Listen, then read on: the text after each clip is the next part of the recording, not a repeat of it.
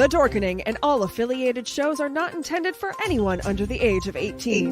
The following may contain discussions or scenes that have adult situations, graphic violence, nudity, strong sexual content, and graphic language. This show is intended for mature audiences only. Viewer discretion is advised.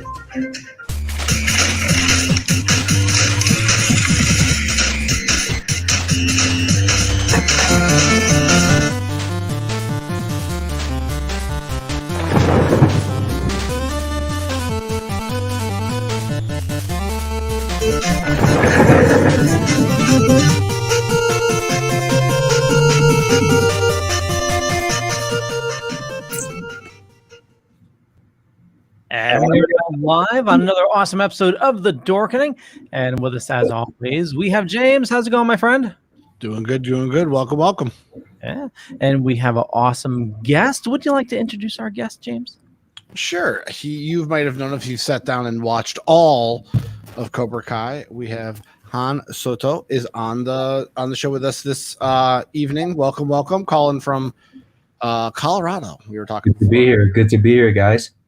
Yeah, great to have you. And, you know, Cobra Kai has been blowing up. And I know you've been in a bunch of other stuff. We'll talk about that as well. But, you know, it's going into this season 3. I know a lot of people are, you know, since Netflix picked it up, are just binging all 3 seasons. When you got the role, did you think that it would blow up this big? No. Anytime I get a role, I don't set that expectation on, you know, my character. It's just a lot to hold on your shoulders, you know? So I just go in and do my job. And when they announced we got picked up by Netflix, that's when I was like, oh man, buckle up. I got messages from people. You need to buckle up. And, you know, I have about 3 things like that this year. And this is the first wave. So I'm pretty excited about 2021. Yeah. Very cool. Are those things that you can talk about, or are they hush hush? Not yet. March and then May. So awesome. Well, I mean, we do a bunch of shows here on the Dorkening, so I'd love to have you back, you know, when you're ready to talk about stuff. Perfect. Yeah. So your character is integral to the name of Cobra Kai. Would you like to talk about what your role was? And spoilers ahead if you haven't seen Cobra Kai, but you just go binge it. But would you like to talk it's hard to I'm going to try to do it without spoiling it. I don't think you can. I'm gonna. If anybody could do it, I will give the person who's in the show credit for doing it. I'll drop hints. I'll just say, let's say if I were fascinated with porcupines, it would be Porcupine Kai you'd be watching. Okay. Works for me. I don't know.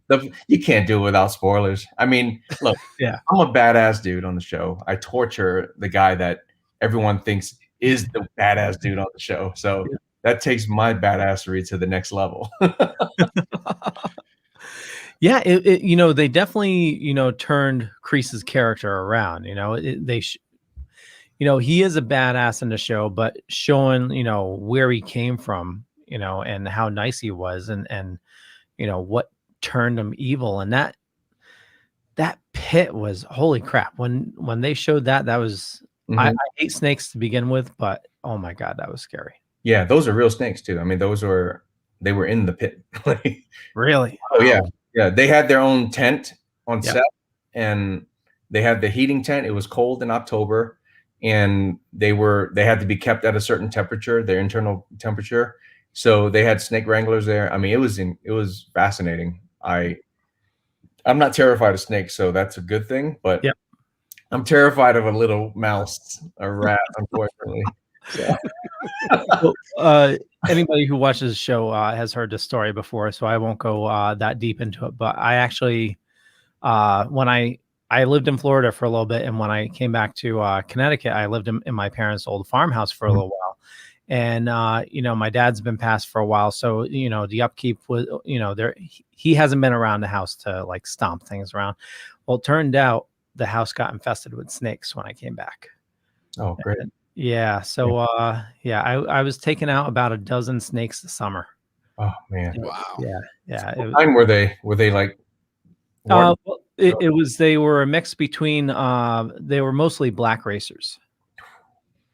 Yeah, and when the temperature gets really hot, they move like the Dickens. Yeah, yeah. And they crawl up high. So when I learned about them, I was actually doing laundry, and I kept on hearing a noise underneath the washing machine.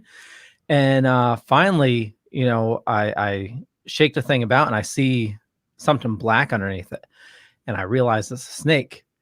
And I'm looking around, and I look up in the rafters, and there's a snake above me there too. So and then there was another one by the boiler. So there was I was surrounded. It was scary. I mean, that sounds like the beginning of Act 3 in a sci-fi movie. Oh yeah. Yeah. Snakes take over. Snakes get off the plane. So it was interesting. I was going through your filmography and stuff, and a couple of things did jump out at me that were very, very interesting. So you have been, and of course you because you were in 2 separate Fox Marvel movies. Yeah. Including one that was an acclaimed movie with Logan, and then another one which wasn't so well acclaimed, Fantastic Four. I always call it Fan Four Stick. And so you put the 4 in the name, it's gonna just stick. So I'm always curious, those different productions, because they were really right next to each other. Was there, when you're between being on Logan and being on Fantastic Four, was there just a different sort of energy? Because you're there with some of the best actors of the in Fox and Marvel to someone they're trying something new. What were your experiences between both those kind of projects? Every set has a different kind of energy to it. In the space that I was in for Fantastic Four, I was in a lab environment, so it felt very closed off, and everything was just it was dark, right? So. But on the flip side of that, I have, I'm about to work on a movie, and I'm in the green room with Sir Patrick Stewart and Hugh Jackman by myself. Now, mind you, this is the same guy that I pretended I was when I was a kid when we played X-Men, right? So I just couldn't believe. So it was partly the energy in Logan was something that was self-created, and also, a blessing. I was just super blessed, man. And I was like, wow, I'm here. And having amazing conversations with the two, and oh wow, yeah, I went from fan to colleague in however many decades.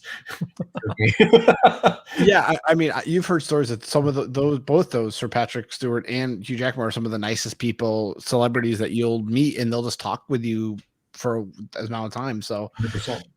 Yeah, that's and they're immortals too, because they don't age at all. Yeah, exactly. I think he was wearing the same cardigan he was in one of the X-Men movies, and it's I think it might be the same one. You sat there, I was and it was just you're right. You're I was you. I watched you, and I that's so cool when you meet people like that, and you've met dozens and dozens of these celebrities in these roles that you've taken on, as well as just being in the industry and stunts and even doing some stunts. I mean, does it still blow you away when you meet somebody that you grew up watching on the screen, or heard stories about and stuff like that? Does that you still get starstruck a little bit with that kind of stuff? I get a sense of gratitude, major, my heart almost wants to implode. It happened on Cobra Kai, and I had to really compartmentalize that because I play this guy who is supposed to hate all these people, right? So I had to detach myself from the what I was really feeling, and then really just celebrate after, and honestly, the characters, his severity in the series didn't really hit me till it came out, until the edit, everything started happening. And one of my buddies texted me and said, dude, you are the reason why it's called Cobra Kai. Yeah. And then it kind of hit me. I was like, wow, that's amazing. You are officially part of Karate Kid lore canon. You are the reason. I'm the reason. So Chris Lubitz thing when I need him to sing it, right? Yeah. So if you haven't watched season 3 yet, and Kreese is definitely playing a larger and larger role in it. Obviously, going into season 4, it looks like he's going to have an even larger role. It seems like the two main characters are going to be facing off against him. has there been talk about doing more flashbacks with your character? I can't really comment on that, but you know, here's what I can say. Anything's possible. Yeah. And they've proven that. They've proven that. Sorry, James. I didn't mean to disappoint. No. I'm looking at Leo. Be like, dude, like, come on, really? I had hand was for like, why can't you answer the question? No. I like to be surprised. I like to like anticipate. Leo just wants to get everything spoiled with him, like right off the bat. Like, so, you know, he's itching to watch the next 4 episodes of WandaVision before they're even out. Just to watch it. The next? Oh, jeez. Did you catch the WandaVision spoilers that leaked online? No. Okay. Because we're not psychotic. I chose to not engage in it. And, oh. Yeah. Okay. It's exciting though, huh? Oh yeah. Oh yeah. So you know, you've done some stunt work, and so compared to like you know, being like an actor and then kind of doing that next role, doing those stunts, is there something like a little bit differently other than like, you know, you're literally putting your body on the line for this that, you know, changes the way you approach a character when you know there's going to be a little bit more physicality to it than say just a normal acting job? Of course. Yeah. Just because you can be there 100% and, you know, you don't act up until, you know, the part where you fall or you're in the whole scene all the way through. And depending on if there's cuts in the take, you know, you're really in it. You know, there's lately they've been wanting to do everything in one take and just kind of follow. And, you know, I like track shots. I love those long takes. And you know, whenever there's a situation where I have to do my own stunts, it's game time. Like I'm in. Like you won't even see me talking to you on set. So I'm preparing myself on how I'm gonna fall, how I'm gonna get hit, because getting hit's an art. Shout out to my stunt people, man. Those guys. Without them, we have no movies. And is that something that like the director approaches you about, or are you being like, I'll do it? Like you don't even have to like double check with me, or is that something that's kind of discussed way ahead of time? I assess the situation on set, and like if there are no stunt people and I feel like they're creatively stuck because they're not sure if I would do the stunt, I would interject and say, I'll do the stunt. Now, if there are a bunch of stunt guys on set, I'll let them do it just because I don't want to send anybody home with no pay, you know. But well, no, they'll get paid, but I don't want to send anybody home without getting some play on screen. So it just depends. It depends on the situation. Okay. All right. So along with acting and doing stunts, you've also done some producing. Have you thought about going over to directing? Because they say actors make the best directors. I did. I have thought about it, and I don't have an interest in it at the moment, just because my producing partners are pretty stretched thin right now. So if I had someone producing that I trust, yes, I would consider it. But I like to write. I like to write scripts, and I like my acting and producing. Directing, man, there's just so many talented directors, and we have yet to see, you know, all of them show their magic. You know? Yeah. So, no, I don't have an interest. I mean, you're right. As of right now, I'm in, and I'll take that answer as something like good. Like, you know, he's just trying everything out. Mm-hmm. I was reading as well. You just produced a documentary about a civil rights leader that was with Martin Luther King Jr. Mm-hmm. How was that? How was producing a documentary like that? Because, you know, especially in the day and climate we live in today, how was that journey? How was that whole process? I mean, the whole premise of the thing was, you know, a black reverend, you know, responded to the KKK Grand Wizards with nothing but kindness. Like if they burned a cross in front of his house or on his lawn, he would come out with lemonade and be like, y'all thirsty? Y'all must be so hot out here. So it was always like that kind of like, you know, banter. And, you know, the beginning of our journey of that documentary, I went to a KKK rally in Nashville, and wow. Yeah. And then after that, they invited our crew to a cross burning, not thinking that, hey, you're Asian and you got 2 Costa Rican camera guys and the rest of the crew was white. Right. So we show up in Tupelo, Mississippi, and we almost got ambushed by 180 like white supremacist KKK. Oh, wow. Yeah, it was insane. So that's how we started the documentary. So it was kind of the universe's way of saying, hey, this is what the Reverend went through. You know, just a taste of it. Now get out of there. Get out of there. They don't want lemonade. Well, that's crazy. Well, you know, that was 2013. That wasn't like 1980 something. That was 2013. Yeah, wow. 7 years ago. Well, like I said, in like I said, it had like stories like that still need to be told, and like I said, you know, it's one of those things where, and if probably wasn't for you and your crew, that story probably never would have been told on a way to a mass appeal. So, you know, that's awesome that you guys put your life on the line to tell that story. That's pretty impressive. Literally. So we talked about, you know, you've been on some Marvel movies. You've also been DC with Watchmen. How was that? Oh, that was incredible. It was almost like what Cobra Kai did for me, because when I walked on the set, I mean, they transformed an old town into Vietnam. Yeah. Circa, what was that, 1970, 1980s? Yeah. The funny part was my dad passed away too. And the funny part was when they were doing wardrobe, I actually got to pick out that wardrobe because I was like, that's my dad's outfit right there to the T. Like, I swear he's worn that 4 or 5 times in 1 week. Wow. So yeah, it's very, I wish I would have been able to keep it, but Watchmen was amazing. I mean, yeah, I was like transported into that time. Both sets are Vietnam, by the way. Really? Yeah, Cobra Kai. Cobra Kai and Watchmen. Yeah. So it was, and we didn't ask this. It was shot in Vietnam. No. We're they're based in Vietnam.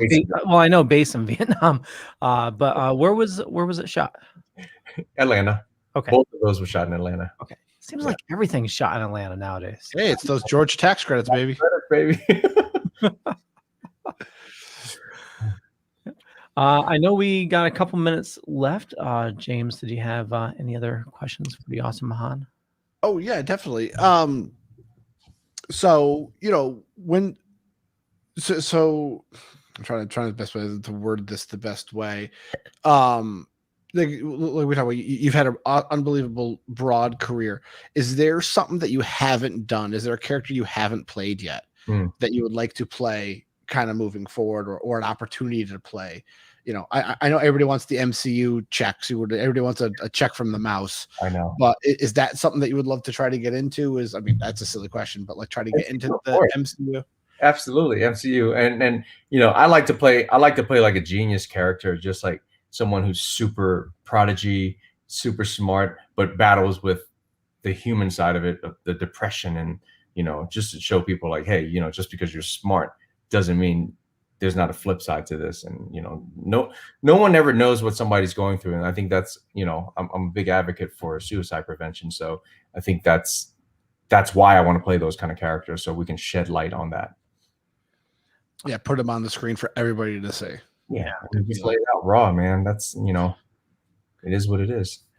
Well, I know you got another interview to go for, but definitely check out Han Soto in Cobra Kai Season 3. And where do you like people following you or interacting with you on social media? They can interact with me at Han Soto, at HANSOTO on Instagram, and without distribution label, Kamikaze Dogfight, KAMIKAZE Dogfight. That's an awesome like company name. Thanks, man. You should check out our animated logo. I'm super proud of that. I'll have to do that. Yeah, totally. Thank you so much for joining us, and definitely hit us up when you're ready to talk about some more stuff. This won't be the last time, guys. I'll see you around, okay? Okay. Thank you so much. Have a good night. Bye. Bye. All right. He was awesome. Oh, totally. Hey, there he is. Delta Joker. What's up, guys? How are you doing tonight? Great. How's it going with you? Good. No worries. I just rewatched WandaVision to refresh my memory because it's been like 5 days. All right. So first of all, I want to get a big rolled up newspaper for Leo to stop ruining it and let him have fun. What happened? I'm not sharing no. anything. So ready? He earlier last week was like, oh, did you know like the next 2 episodes like were leaked online, and I'm trying to find it so I can watch it so I can know exactly what's going on instead of enjoying it and watching it when it comes out every week and enjoying the anticipation of a new episode. It's like, I gotta know now. I'm like, get off Reddit. We're all like, get off Reddit. We want to like go on his computer and like ban like Reddit, like it's like a parental control. He can't go on it.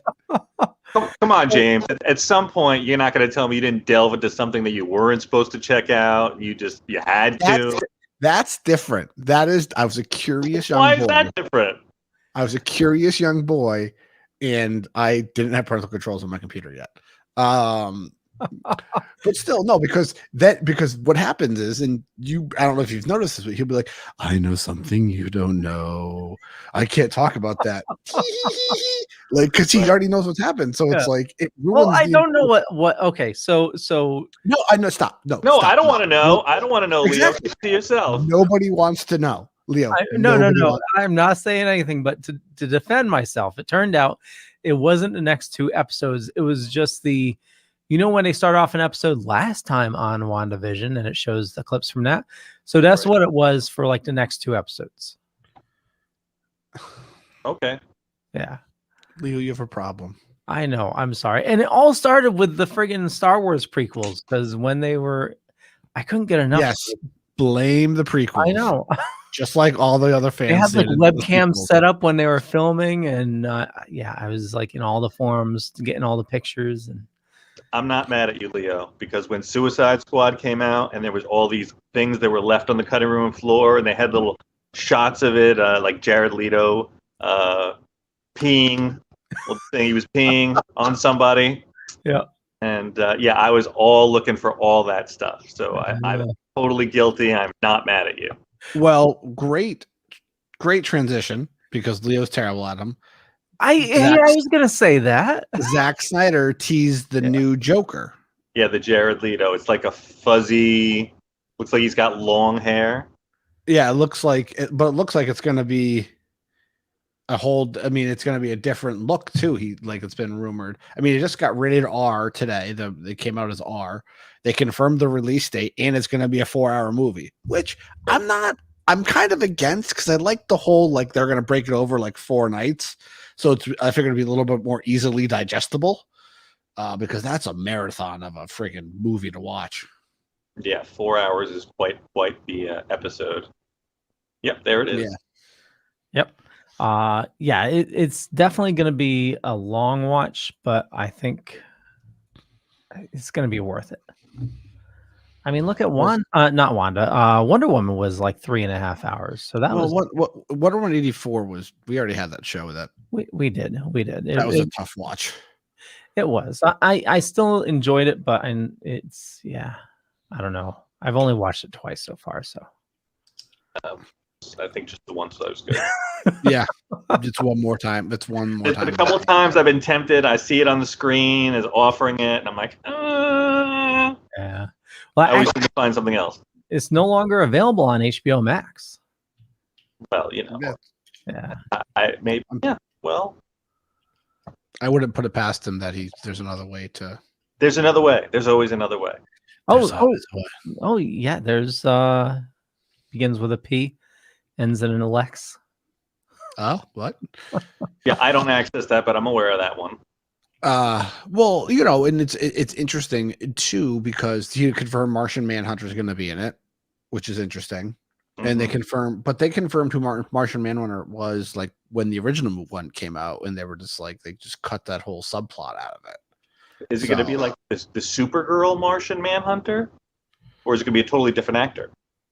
No, it's going to be the Colonel from Man of Steel. Yes, and he's also a senator in Batman v Superman. Okay. So he's Martian Manhunter. Yeah, also the actor from Blacklist. Yep. Right. So, like I said, we're very curious. And then, of course, Snyder's just been dropping stuff left and right, which is good. Like build up hype for a movie that people are excited for. But let's see what it is. Like I said, I would love another little snippet trailer to give me more footage than what we've already seen. But how different is it going to be? I mean, essentially, they didn't reshoot the whole movie. I know they reshot quite a bit. Rumor has it all the reshoots they did, they only added like 46 seconds to the movie. No. So yeah, there's some report that the new footage is only like a minute or two at the most. So then this is just all stuff that was cut from the movie. Yeah, exactly. Well, how much? It was also VFX that wasn't completed. How much VFX is it going to be? I'd imagine. Well, they said they spent like $70 million on this thing. So. Oh no, it was $150 million for reshoots. Oh wow. Yeah. Wow. Like I said, I mean, for HBO, man, this is just free. It's gonna be free advertising right now because the geek culture has been demanding this for what 4 years now, 5 years. Yeah. After that monstrosity came out originally. Did you guys like the Justice League movie? It was definitely entertaining. There were certain parts of it I very enjoyed because I'm like, I see where they're going with this. But then you also see points where like, because you literally watch two separate movies, you're like, okay, that's Joss Whedon, that's Zack Snyder. Like there was no really good like meshing of the two like visions of like what they wanted. So the stuff on there that was like, it was very heavy Zack Snyder, I thought was really, really good. I'm still a fan of Ben Affleck as Batman. I thought that was a very, very good casting, especially was like him later in his career as Batman. I would rather want John Hamm as Batman because of that freaking chiseled jawline that he has. But at the same time, it was just very much throw as much stuff as we can at the wall and see what sticks. Yeah, but I still enjoyed it, but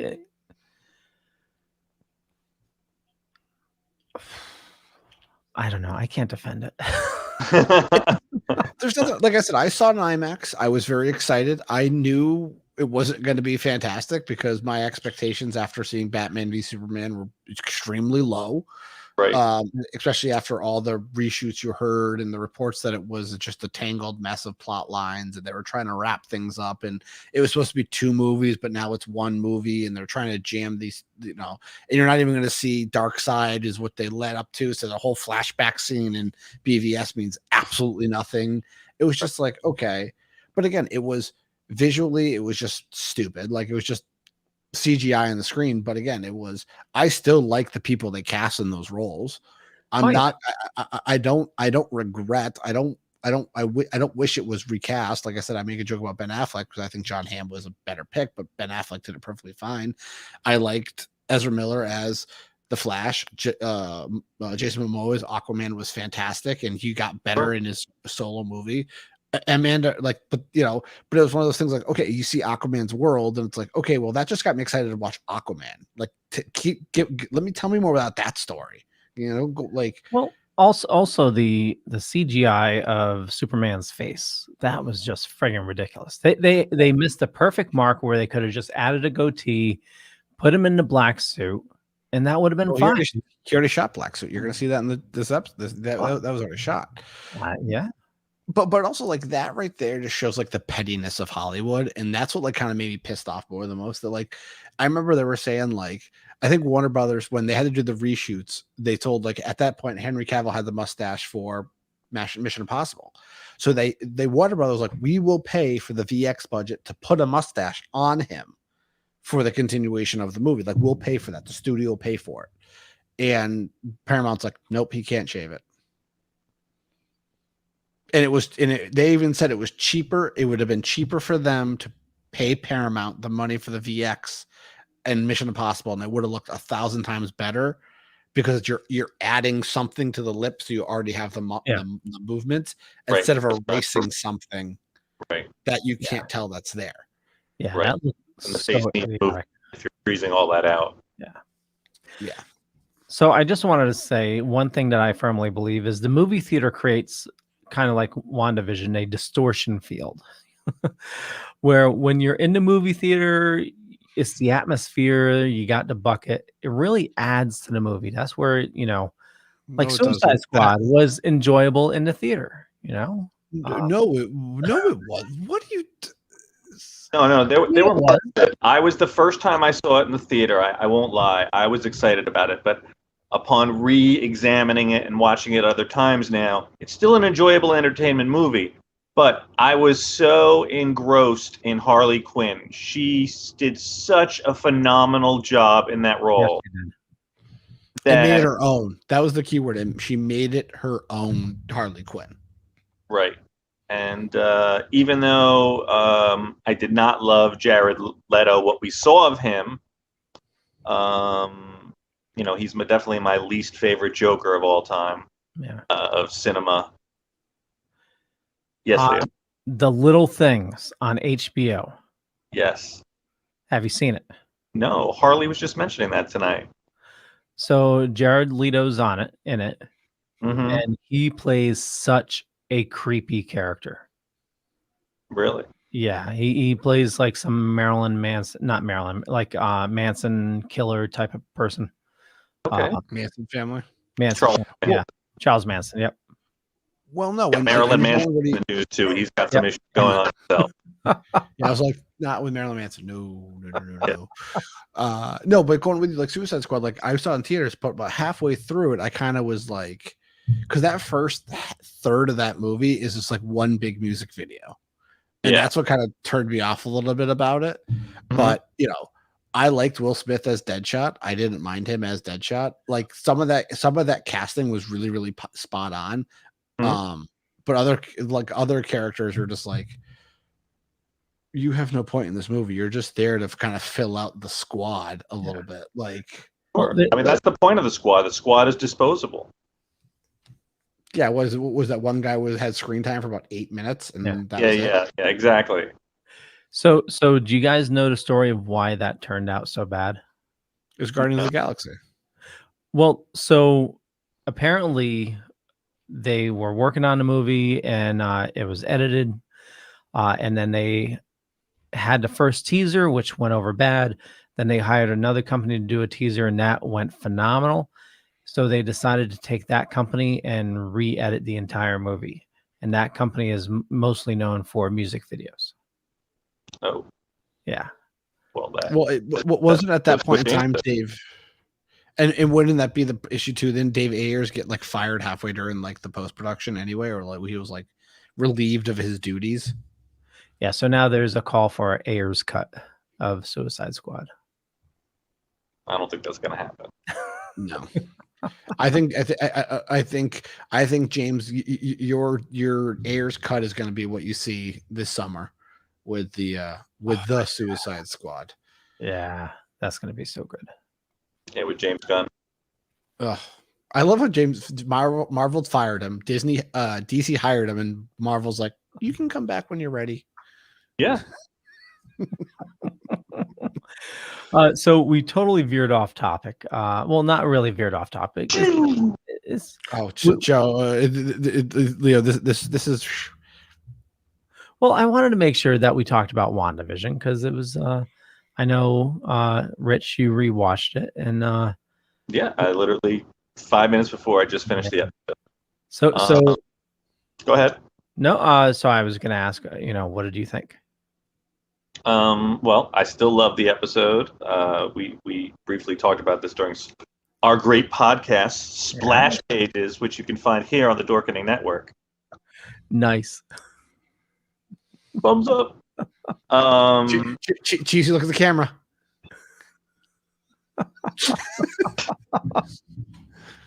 It's like the Truman Show, where she would hold up like the fake product, being like, "You can buy this." Right. All right, continue. Anyway, back to WandaVision. I apologize. Something that I noticed. Let's see. So Agent Wu, in the beginning, what I didn't notice the first time is I didn't put together. I don't know why I missed it. That they were standing right in front of the Westview sign. Yeah. And I don't know why I didn't see that in the first episode. And those cops, they were like, oh, "There's no such thing as Westview, New Jersey." And I'm like, what? Yeah, because the whole whatever. That was the thing that I picked up on. that they said, why did Monica and Agent Wu, why were they not, hypnotized by that thing? Why were they still able to look for Westview? Yeah. So that is still a question. And of course, we get into Vision being dead, and we see him. That is one of the creepiest things. With the thing ripped out. I know. I just said that last night, James. That's so hilarious that you just said that. I saw that. I was like, I remember watching it with Jen on the couch, and I was like, "What the hell is that? Like, what is going on?" And then and then it turns back. And I'm like, me and Jen looked at her, like, "What is happening?" Zombie Vision. Yeah. Well, and I brought up the whole thing, and this was my my 10 cents, and then again, of course, it got disproved pretty again when I rewatched it. Was I remember they were saying in Infinity War they were trying to separate the gem from Vision, and they thought the Vision would stay Vision minus his powers. Yeah, right. But for me, that whole episode was very interesting because it fills in a little bit more about what happened after the second snap when they brought everybody back, which, by the way, was the coolest way they brought people back. Yeah, it was. Instead of like you saw in Far From Home where they just kind of showed up, they showed them dissolve back. Right. And everybody was like, what is going on? Yeah. And it's just probably the opposite of what happened when it originally occurred.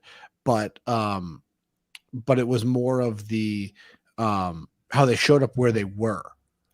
And so then the question always turned into well, what if someone was sitting in that chair? What if whatever happened? So I for me, and I said in previous podcasts, the two areas I would love to get background in comics or books or something like that is that 5-year period between the snap and the events of Endgame, and then right after right during the battle of Avengers Facility, whatever you want to call it, and right up until that, what happened on the other side of the world when everybody started coming back. So you got to write that and send that into Marvel. Oh yeah, limited series right then and there. But it was just very, and maybe that's what it was with the FBI agent, because he and her were part of the snapping, and he wasn't there. Maybe that's, who knows? Maybe we'll get more answers to that. But again, it only happened 3 weeks after the end of Endgame. That's the timeline you're given. So, and so so obviously it seems like those two were not blipped out, because he said Marvel didn't make it. They didn't say whether he blipped or not, but he figured as an actor that he needed time to learn the magic trick, so he didn't blip. And then obviously she needed time to become a doctor or whichever. Since she's right. Kat Denning. Yeah, Kat Denning. She needed time to become a. Well, she's in a book. The Marvel did release books right after Infinity War. It was called The Road to Endgame or whatever that was, and there's 2 or 3 books about the blip, and that's where it first was mentioned, the blip, and that's how they were going to reference it. Mm-hmm. Which always sounds weird. Yeah, the blip does sound weird. But it did hint at. Did you guys pick up the Fantastic Four? Yes. Yes, reference. Hints? Yeah, Leo mentioned that last night. Yeah. Yeah, the whole astronaut project. They said it was on hold,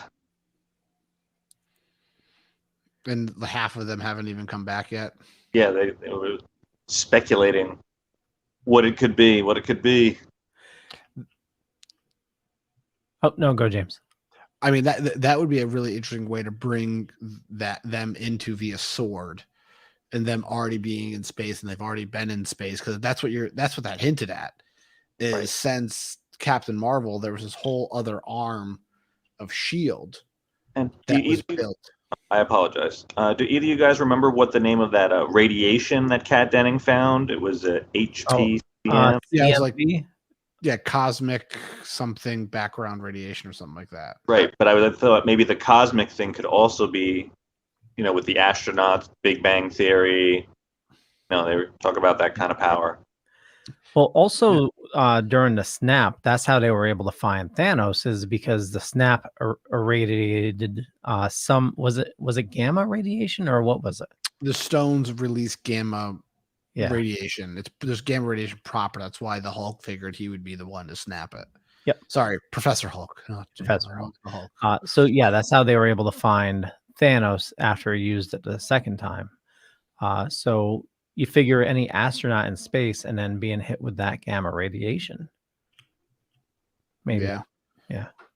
Well, I was just going to say, it's obvious that, we're at the beginning of phase 4 right now. So you think they can span a lot from the series, going into Doctor Strange, which is going to go into Spiderman. They can bring in Fantastic Four. They can bring in X-Men.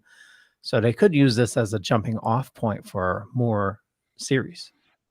Well, it was interesting because I remember we're watching it with Jen and we go through the episode and I very like how it answered some questions, like simple answers, which I really enjoyed. Like I was like, okay, like that was good. I always feel like Marvel's funny. They'll laugh at like all the fan theories out there and be like, you guys don't know what's coming. And then especially like the helicopter and the radio and stuff like that. But for me, it was very interesting watching it because you're sitting there and you're watching it and you're just sitting there being like, okay, like why first of all, why New Jersey? But realistically, the questions being answered just make more questions and it gets you more excited to watch some of these episodes. So the real thing is, and this is some of the stuff that was interesting. So going into the anomaly, to her world, their clothes change into the decade that they're in. Right. But when you leave the anomaly, they stay as they are. Right. Yeah. So whatever she transforms you into, that remains outside of the bubble. Right. Because Exactly. when Monica got exited, she was still in her 1970s clothes. But when the sword guy went into it, he turned into the beekeeper. Yep. Right. Because that was, or was that for her? Or was that just what her perception of him was? Like a pest or something like that? Perhaps. I just figured, because the way I thought of it was like, that's just what you're probably back then you could relate that suit to. Right. I don't know. I'm more interested. And I remember watching it after we saw like, it's Wanda. It's all Wanda. I looked right at Jen and she goes, House of M. I was like, yes, like it's all it is. Yeah. But now, who do we think destroyed the radio? Was that Wanda or was that the blonde lady, aka possibly Mephisto? Well, did you see the new poster they released where there's a little guy? Yeah. Oh, I didn't see that. Oh yeah, it's like the mid-season poster, and it shows if you look right in the middle of the screen. It's like the wallpaper. There's like a devil face. There's a devil face with his hair that looks like the horns and stuff like that. Yeah, it's pretty. Like they're like, that's it. I mean, it's been rumored to do that anyway because it's a 3-part arc. It's 3 movies that are gonna like make this story arc. Because Kevin Feige said they're not doing a 22 movie arc anymore. They're gonna do like 3 to 5 movies to kind of do tell these stories now. But the question now, will these be real babies or will these be Mephisto shard babies? Well, doesn't Billy and Tommy become part of the Young Avengers eventually at one point? Yeah, because that got retconned, but we don't know what way they're going with this. Yeah, there it is. Well, I figure with Kate Bishop and Scott Lang's daughter already there, like they're just like teeing it up. That's all. That's all. You think they're getting ready for Young Avengers? Come on, that's a perfect Netflix or Disney Plus series right there. Well, also bringing in Young Avengers, if they're going to be around for the next 10, 15 years, bringing in younger cast is a smart move. I would not be surprised if Disney is not signing these people to long-term deals anymore after some of the pushback they got from paying RDJ. How much did RDJ get paid for Endgame and Infinity War? Was it like $70 million for each movie? Yeah, I think his his regular contract's 20, but with the back end, he ended up getting like an extra 50. Yeah, but he's worth it. True, but I know, like, it's just I'm. Then he can try to do stupid movies like Dr. Dolittle. That's unwatchable. Oh, I had such high hopes for that movie too. Like, oh my god, no, you didn't. Stop that. No.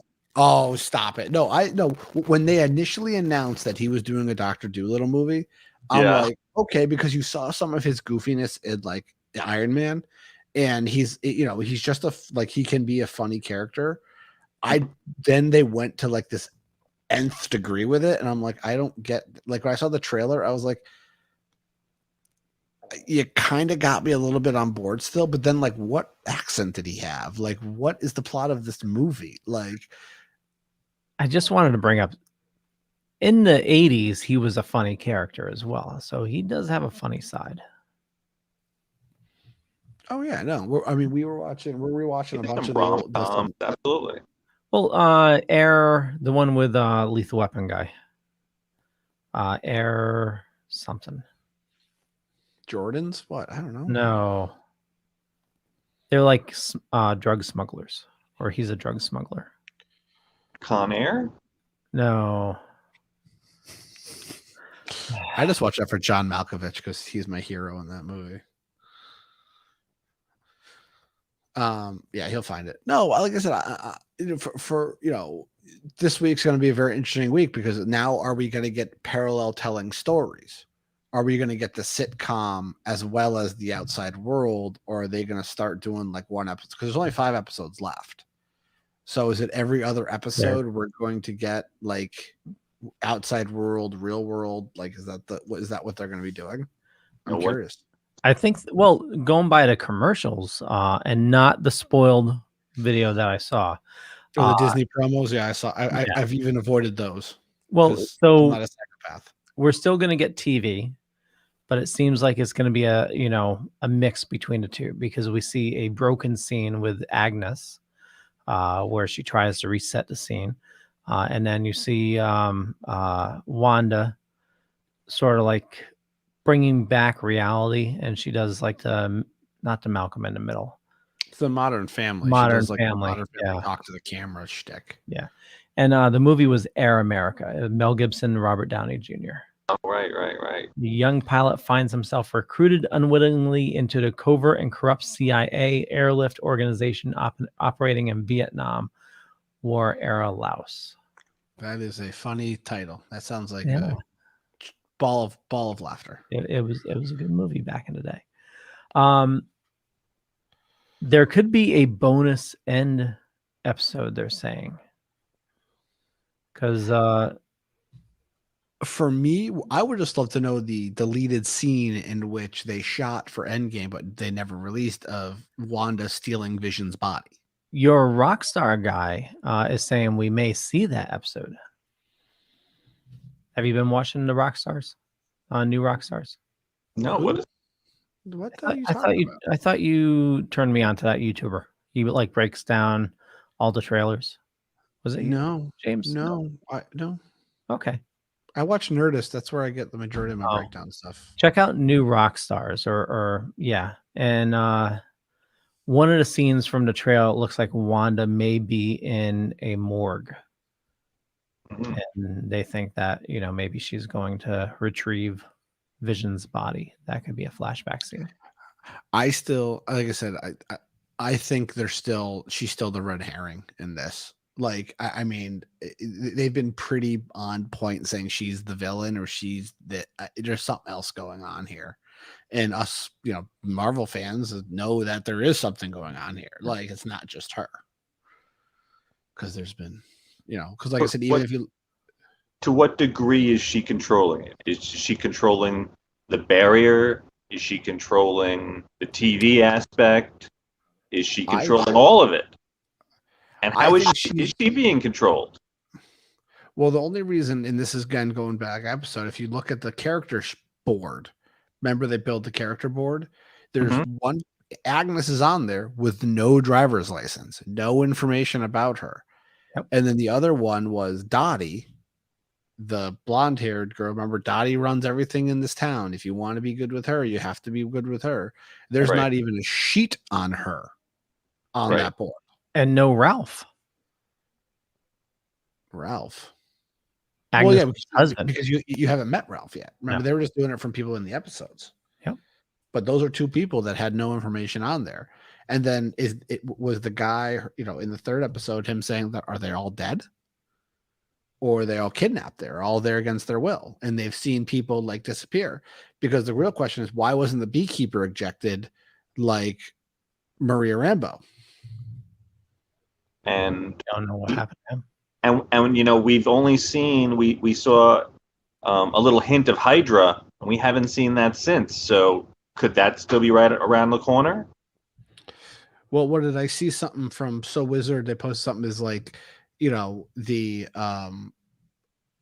you've run into 3 different commercials that all have 3 different things. You have the toaster, which is red and it's flashing red. You have the watch. You have the watch, the Hydra watch, and then you have the Hydra soak. So they were saying time for the time stone. The cube looks like the Tesseract. So there's your space stone. Mm-hmm. And then you have the red as they're saying reality. And I think that's the biggest stretch of them. But like I looked at that, I was like, I'll run with that logic that they're all mimicking the stones. And you saw the Mind Stone clear as day in the second episode on the box. Yeah. So, and like, why is it a hexagon? Like, because I thought AIM was going to be somewhere involved in this, and that went out the window pretty quickly as well. Like, they even like the whiteboard was like, I joked around with Jen. I was like, those are all the questions the fans are asking. Right. Is Vision alive? All that stuff. But I thought it was very funny. Kat Denning, by the way, I think it's very, very funny. And she just goes like, Vision's dead, right? Like, dead. Like, not disappeared. Dead. Not like, dead. Yeah. I sat there. I was like, holy, like they just confirmed that. But then I was like, so we're watching this with 2 Avengers, like, but like even to a point being like, no one knows where the Avengers are if they're even still around after the fight with Thanos. So, and that's why I was thinking it's funny. It's just like, why is there a thing with an Avengers? Like, it's a sitcom with these 2 Avengers. So, like, it's very curious to know exactly like what's happening. So, like I said, the episode answered some questions, but it fucking asked a lot more. And I'm like, absolutely. I'm ready to go. I'm ready to go. It's going to keep us guessing until the final episode too. I believe it was Elizabeth Olsen said there's a Luke Skywalker type reveal that they haven't got to yet. Yeah, and it's an actor they haven't worked with before. So, yeah. See, this is why I like the weekly releases. I remember I liked when the binging initially came out, when that was the big thing. But going back to like episodic television and like you have a new episode every week, it makes it like better. And it's when it's good quality TV. Because I remember they were doing this with Lost when Lost was good. Like it makes you have a dialogue. It makes you talk about it instead of because when binging you have to watch the full season in like a weekend, or you will be lost. And then when you go to discuss it, you're only going to remember a couple of things. You're not going to remember to discuss key points that happen throughout the episode because you're not being, you're being bombarded by so much information versus a select amount of information. Or when you're talking about it, what, you're only on episode 3? What? Right. Or the chances of it being spoiled are greater than it needs to be. Yeah. So I mean, you're still going to be spoiled. That's why you got to watch it early, because you get people that post stuff like right away. Well, that's what got me too, is when I saw the picture of someone showed a picture of like Vision's like dead Vision. Yeah. I was like, no, that's not real. That's probably something, because he was wearing the same outfit from before. I was like, oh, someone just threw up like Vision's dead face from Infinity War, whatever. And then when I saw it, I was like blown away. Like, wow, they actually put that on. They actually put that in the show. Like, wow. Like, okay, this is happening. Now I feel like I want to rewatch that part, because was he gray or was he purple? He was gray. Like, he was grayed out. He was gray. Okay. Yeah, he looked like he did at the end of Infinity War. Right. But for me, it was interesting that, and again, maybe we didn't see the whole board, but no one mentioned the 2 Hydra commercials. Like going back to what you said, Rachel. No one mentioned that. Right. Like, why are they not in these dialogues? Like as like a possible thing. Yet to come. Oh, so many questions. Or just a red herring to throw us off. Yeah. Kevin Feige, you bastard. Evil genius. Oh my God. So he's laughing his way all the way to the bank. So after this ends, we get Winter Soldier. After this ends, it goes right into Winter Soldier. Yep, it goes right into Winter Soldier. Like, does it? Like immediately? Like it goes like the next series is Winter Soldier. But yeah, when do we have a release date on that? I think it's May. Okay. And then after that, Loki. Right. And then somewhere in there, a movie nobody cares about comes out. It's really going to come out though. Have they filmed Love and Thunder yet? Yeah, because we're starting to see set pics. That's right, they have. Yeah. They're shooting that and Spider-Man and Doctor Strange all at the same time. Wow. Because Doctor Strange is being shot in London, and God and Thunder's down in Australia, and Spider-Man's in Atlanta. Right. Well, here's another question with the whole. I mean, maybe this will be the Doctor Strange connection. I mean, if the government's got an issue, why don't they just call Doctor Strange? Isn't he like the magic guy? Well, I think they don't know what he can do. I think it's one of those things like the reason he's good at his job is they don't really know that they're there. I think that's the whole point of. We actually just watched we just rewatched Doctor Strange to a point. Remember, like no one, like if that was the case, then they would have known something about that during the Battle of New York. Remember, he had Agent One on top of the. Right, but I'll address in. It was the Captain America, the one where they were going to blow everyone up with the Helicarriers. Oh, Winter Soldier. The Helicarriers, yes. And he actually says it's one of the people. He said, "Who would they kill?" They'd be like Banner, Stephen Strange. So the government knows about him, or knows about these superpowered individuals. Well, for me, and maybe this is where it comes into the Doctor Strange. Where does Doctor Strange fall in the timeline of the Marvel MCU? Because it's never really established when the events of Doctor Strange happen.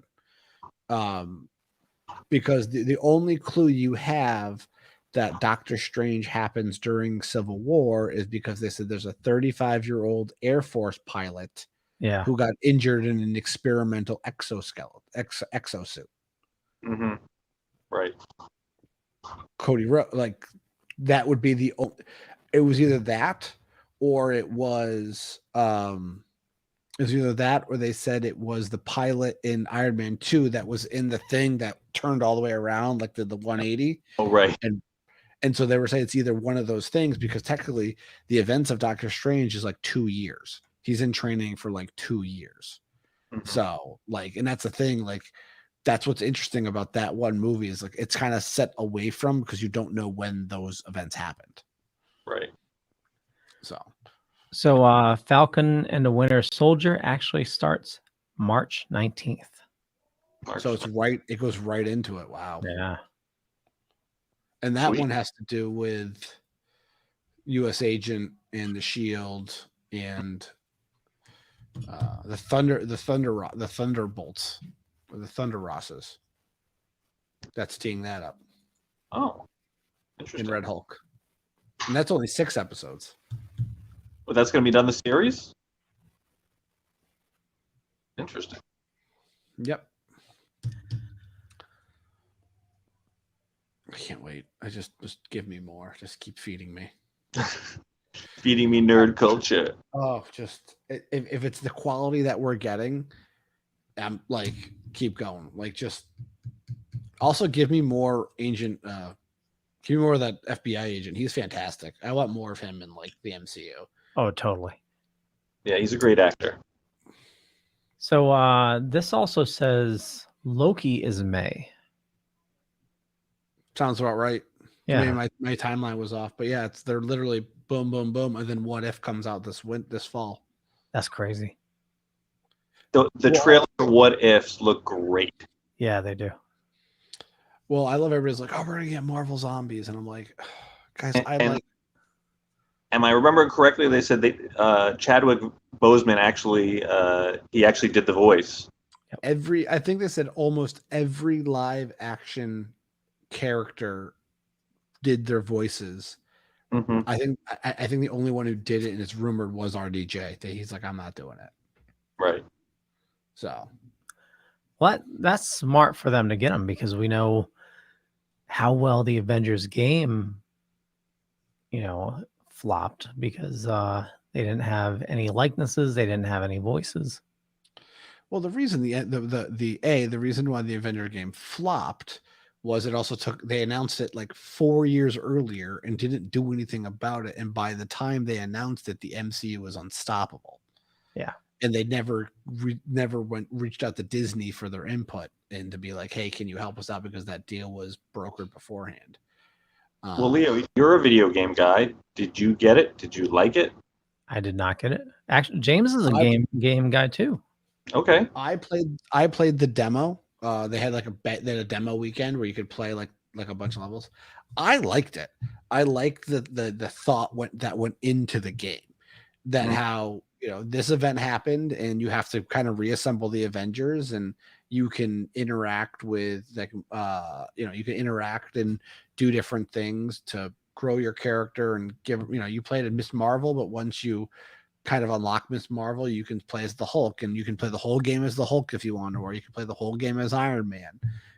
And you build the character up and powers and suits and stuff like that.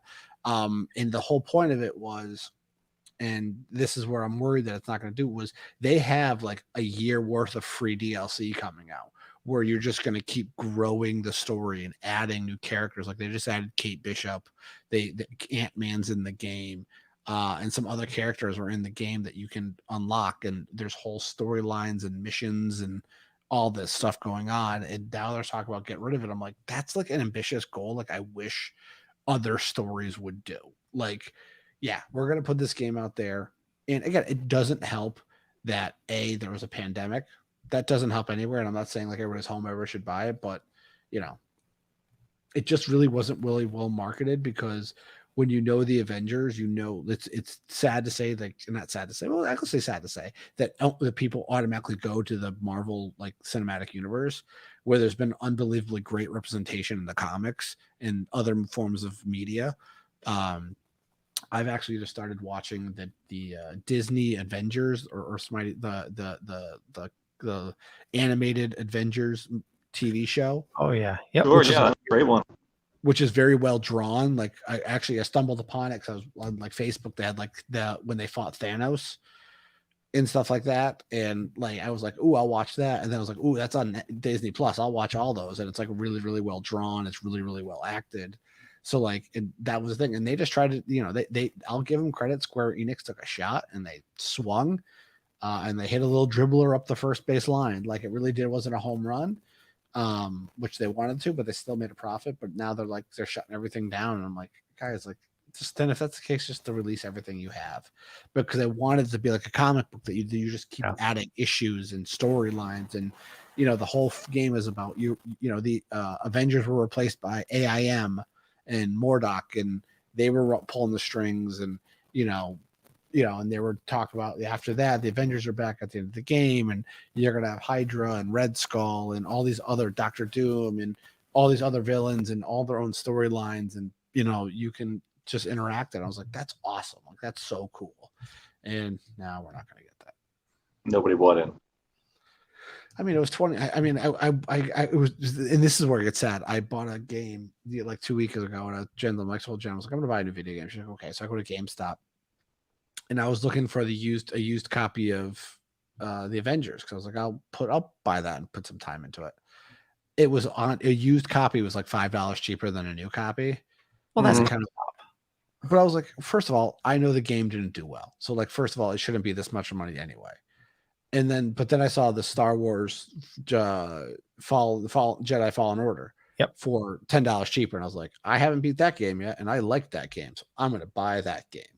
And like between the two choices, it really came down to price. Avengers was $10 cheaper, I would have bought that. But I was just like, I can't, for a game in which I know they're not releasing a ton of stuff anymore for, I'm not going to invest money into. And I think that's the problem right now. Like, give it like 2 months, watch, that's going to be a $20 game, like Greatest Hits or whatever it's going to be. So yeah.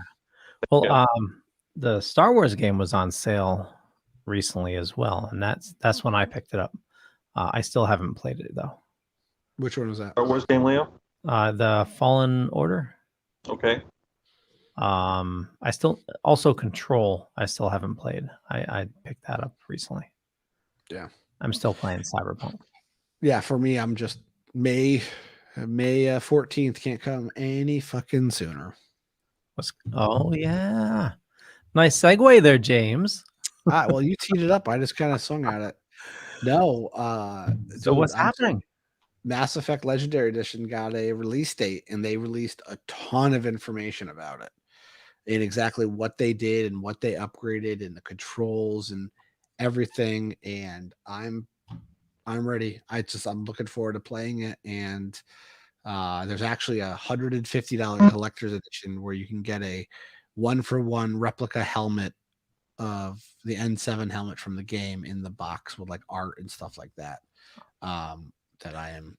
So for those of us that are not familiar with Mass Effect, like me, I've never played it, don't know anything about it.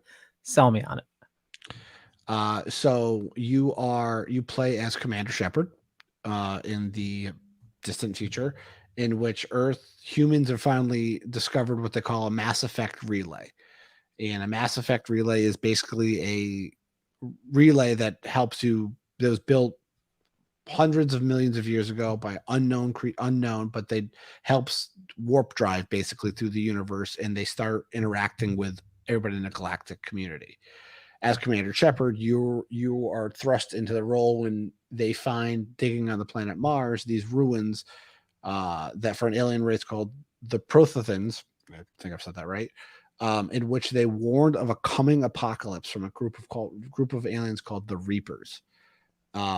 And basically what it is every 10,000 years, they come into the galaxy and literally wipe clean the galaxy of the most advanced life, as to prevent civilizations from getting advanced enough where they can literally, it finds out they can't create AI, because they find that AI is the end all to civilization. So they come in and they cleanse the galaxy, and then they reset everything to a point, and then they leave. So you're Commander Shepard, and you start on this epic story in which you have to, the first game is basically you find out that the Reapers are coming. You find out that someone who works for the Alliance is a spy for him, and that it's just an initial wave, and it's just one story after another. It's a 3-part trilogy.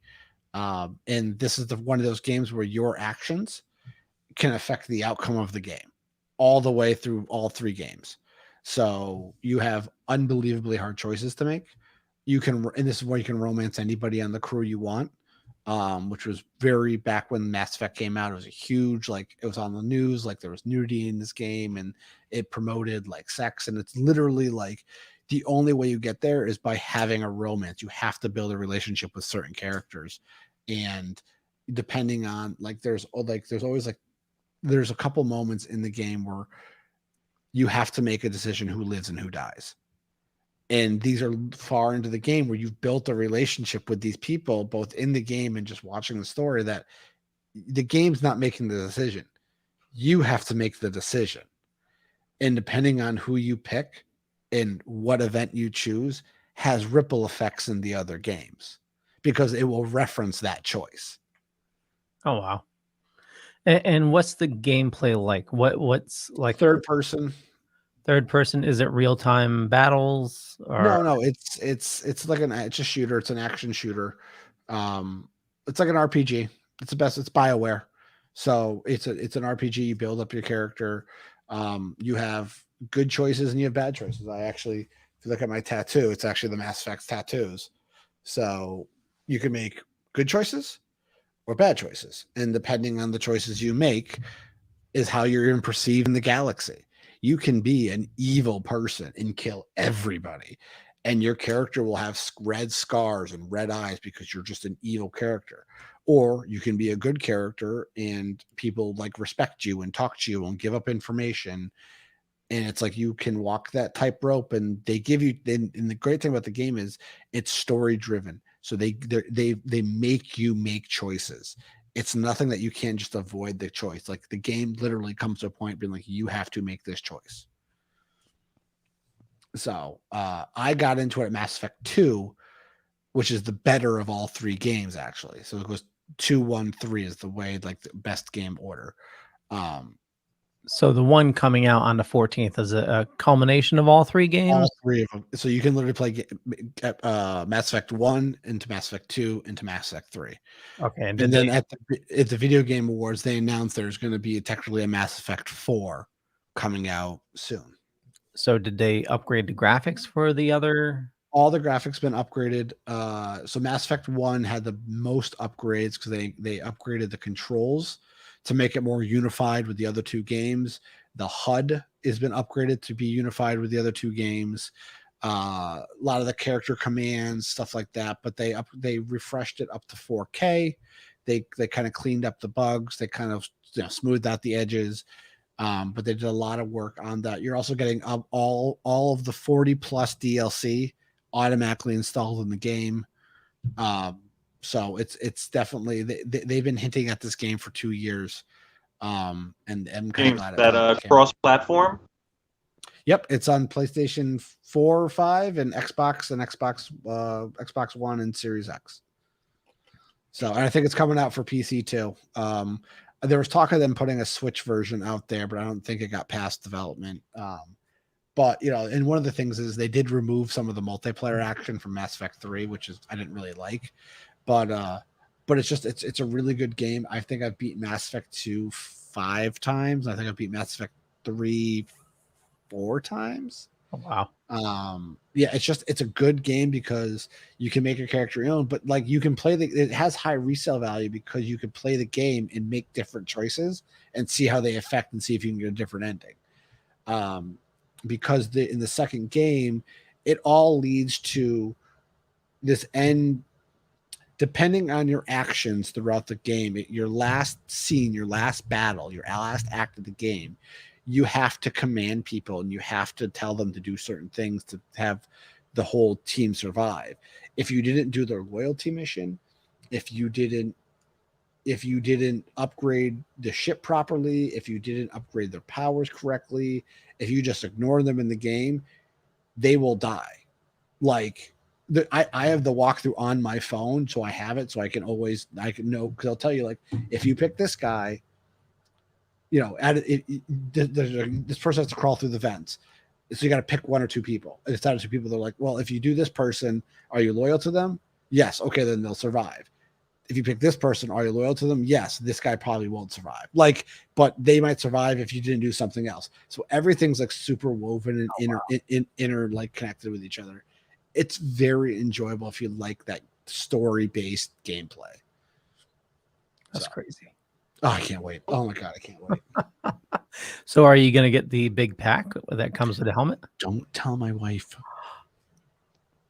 Okay. No, I probably will. Like I said, that might be with something like I saw that you have to buy it from BioWare directly. So I'm hoping there'll be plenty of those in stock. There probably won't be because people are psychotic, and people buy everything before anybody else can enjoy it. So we'll see. Like I said, for me, I just want to get it and I just want to play it. And it comes out in May, which I'm kind of glad about, because my daughter's due in June, at the beginning of June-ish. Congratulations. Thank you. So that gives me a little bit of time. So when she's sleeping, I have something to play. Because when Harrison was born, I had Red Dead Redemption. So yeah. But yeah, now that I fangirled all over that game. Well, I'm glad something's coming out that you'll enjoy. Also, May is this big month of releases for the video game world, because that's when Resident Evil Village comes out, as well as Mass Effect, as well as like 3 or 4 of the big titles are coming out in May. When's Horizon coming out? fourth quarter of this year. Okay. That's only if Sony can get systems in people's hands. Yeah, it's not going to happen. Even still, its scalpers are still snacked. I have a very, I have like, for me, like I don't see like just me online and me just kind of talk to my friends and me even in the stores. Like I don't see a huge demand for them. Like I still see the scalping prices of these systems still dropping because everybody's waiting. Everybody now at this point, the holidays are done, so people are just waiting for them to be in stock 100% to buy it. Like, still searching, Leo? What's that? You still searching for one? Oh yeah. Yeah, I noticed that Target got a bunch. They got a shipment yesterday. Yeah, but they sold out. Yeah, like instantly. Yeah, there was a Target drop. There was a couple PlayStation Direct drops, and I came this close to getting one. I was probably like a minute away. Yeah, PlayStation Direct is the fairest one to get because they announced that they're going to do a drop. You go to the website and they say, okay, nobody can enter the website to buy anything. You'll be automatically put in a queue in 30 minutes. Whoever's at in the website, once the 30 minutes ends, they randomly give you a spot in line. When it's your spot in line, you have so much to make an order. But there's a chance that they could sell out, between that time. So you got to act fast. And that's what happened to me. I had it in my cart. I was going to check out and they sold out while I was putting in my credit card information. PlayStation 5 shipped 4.5 million units last year. Yep. And there was a report, I think they calculated scalpers made like $40 million so far. Yeah, they said they were 10 to 15% of the sales went to scalpers of the PlayStation 5. I'm sure more than that went. Here we go right here. It looks Sony confirmed it's currently losing money on PlayStation 5 sales, resulting from strategic price points for PS5 hardware that were set lower than manufacturing costs, which we knew that was released a while back that says PlayStation Sony is planning on losing money. Yeah, and the problem is with them with scalpers buying systems, scalpers aren't buying controllers, they're not buying games, they're not buying anything. And they're just sitting on the stock until it sells. And then if somebody buys a system for $300 above retail, that's less money that they're going to have to buy for games and everything. Crazy. Crazy. Yeah, but see, they're also saying like, yeah, I mean, but Sony's getting it from PlayStation Plus accounts reactivating the downloads, all that stuff. Yeah. So they're getting their money not from the PlayStation, but they're getting it from everything else. Yeah, there's a big game sale on right now too. Like all the AAA titles are what is it? If you go to the PlayStation store, it's all digital downloads. But there's a big sale happening. Yeah.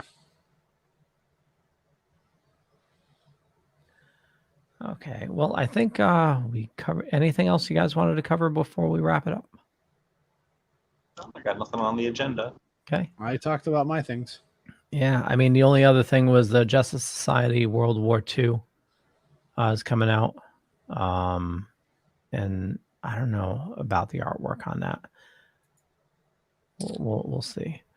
I finally finished Batman Soul of the Dragon. That was really good. Yeah. I just started watching Batman versus Robin. I haven't watched that one yet. Yeah. And then the trailer for The Nevers dropped. That looked really good. Yeah, for me it was interesting. Yeah. Okay, well, we'll wrap it up. Rich, where do you like people interacting with you? I'm Rich Davis on Facebook, CT Joker also on Facebook, or CT Joker 2014 on Instagram. Okay. Or you can see me on Splash Pages every Tuesday at 8 o'clock on the Dorkening Podcast Network. Awesome. James. You can find me on my personal tweets and Instagrams at LongTimeStorm. Check me out there, as well as you can follow my show. It's Go Time with Jay and James. Tomorrow we're dropping our episode from Monday, Super Bowl preview. So we talk about Super Bowl and getting ready for that, as well as some other news in the NFL. But also you can find me here every Wednesday on the Dorkening Podcast Network. And also if you're looking for something new to watch, go watch Resident Alien on Sci-Fi. Oh yeah, I need to watch that. Tudyk. You think Brady is going to get another ring? I would love Tom Brady to get a ring, and I think that would be fantastic. Kansas City is a tough team to beat. They are the defending champions for a reason. So I just want a good game. At the end of the day, for any Super Bowl, even the ones that the Patriots are in, I don't want a blowout. I don't want anything. I want a good game at the end of the day. Awesome. And for me, just Google Leo Pond. You find a bunch of stuff. Could be true, could be not. But more importantly, head on over to thedorkening.com, which you can find a bunch of shows on the network. Follow these awesome people here. And, I do a show, 4 shows a week. I do the Indie Creator Studio. What's that? Psychopath. I know. Mondays, we do the Indie Creator Studio at 8 p.m. Tuesdays, we do Splash Pages with Rich. And then Wednesdays, we do Still Token With. I produce that. And then we do the Dorkening here. I want to thank everybody for watching. We'll catch you guys later. Bye. Have a good night. Later. Peace out.